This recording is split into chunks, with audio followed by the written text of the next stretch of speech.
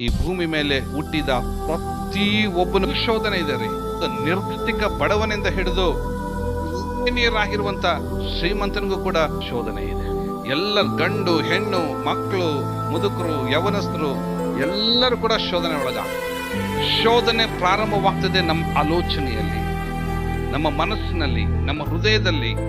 ಅದು ನೋಡ್ಲಿಕ್ಕೆ ತುಂಬಾ ಸ್ವೀಟ್ ಆಗಿ ಸೈತಾನ್ ತೋರಿಸುವಂತನಾಗಿದ್ದ. ಆದ್ರೆ ಶೋಧನೆಯನ್ನ ಹೆಂಗೆ ಜಯಿಸ್ಬೇಕೆಂಬುದಾಗಿ ಹೇಳಿ ಈ ಪರಿಶುದ್ಧವಾದಂತ ಗ್ರಂಥವನ್ನ ಬರೆದು ನಮ್ಮ ಕೈಲಿ ಇವತ್ತು ನಮಗೆ ಕೊಟ್ಟಿದ್ದಾನೆ. ಇದನ್ನ ಓದುತ್ತಾ ಇರುವಾಗಲೇ ನಮ್ಮ ಮನಸ್ಸಿನಲ್ಲಿ, ನಮ್ಮ ಹೃದಯದಲ್ಲಿ, ನಮ್ಮ ಆಲೋಚನೆಗಳಲ್ಲಿ ಏನ್ ಬರ್ತದೆ ಅಂದ್ರೆ ದೇವರ ಜಯ ನಮಗೆ ಬರುವಂತದ. ಶೋಧನೆ ಜಯಿಸೋದಕ್ಕೋಸ್ಕರ ಯಾವ್ದೋ ಯೂನಿವರ್ಸಿಟಿಗೆ ಹೋಗಿ ನಾವು ಕಲಿಬೇಕಾಗಿಂತ ಅವಶ್ಯಕತೆ ಇಲ್ಲ.